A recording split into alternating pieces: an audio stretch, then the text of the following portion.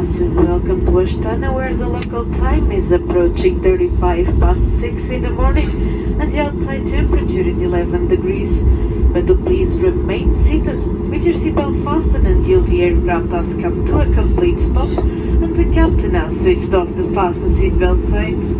Your electronic devices can be switched on, however, all luggage and large electronic devices should remain stowed in the overhead bins.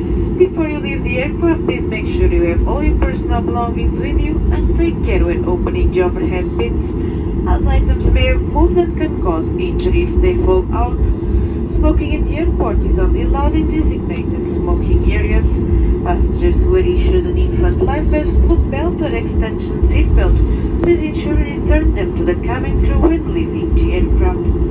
On behalf of Anadolu Jet, in cooperation with SmartLinks Airlines, the captain and your lovely crew today, I would like to thank you for flying with us. It was our pleasure looking after you on this flight, and we wish you a lovely day. Thank you and goodbye.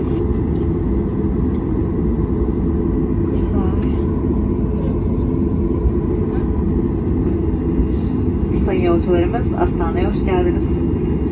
Sıcaklık 11 derecedir. Uçak tamamıyla durup kemeri kalçıkları sönünceye kadar lütfen emniyet kemerlerinizi bağlı tutunuz ve yerlerinize oturmaya devam ediniz. Elektronik cihazlarınızı kullanabilirsiniz, ancak el bagajlarınızı ve büyük elektronik cihazlarınızı başucu dolaplarına muhafaza etmeye devam ediniz.